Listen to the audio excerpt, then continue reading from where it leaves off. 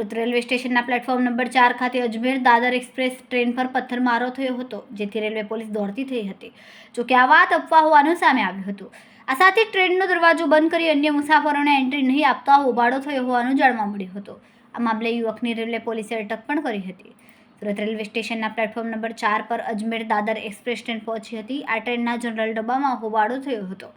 આ સાથે જ ટ્રેન પર પથ્થરમારો કર્યો હોવાની વાત વહેતી થઈ હતી, જેથી રેલવે તંત્ર એક્શન મોડમાં આવીને તાત્કાલિક પ્લેટફોર્મ નંબર 4 પર તાત્કાલિક પહોંચીને ટ્રેન સુરત રેલવે સ્ટેશનથી રવાના થઈ હતી, જેથી રેલવે પોલીસે વલસાડ પોલીસને જાણ કરી હતી.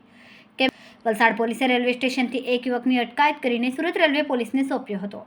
પોલીસની પૂછપરછમાં સામે આવ્યું કે યુવકે સુરત રેલવે સ્ટેશન પાસે ટ્રેનના જનરલ ડબ્બાના દરવાજા અંદરથી લોક કરી દીધા હતા, જેથી અન્ય મુસાફરોને ટ્રેનની અંદર પ્રવેશ કરવા ન મળતા હોબાળો થયો હતો. આ યુવકે અશ્લીલ હરકત પણ કરી હોવાનું સામે આવ્યું હતું, જેથી સુરત રેલવે પોલીસે પરવેઝ ઇકબાલ કુરેશી નામના યુવકની અટક કરીને વધુ તપાસ હાથ ધરી હતી.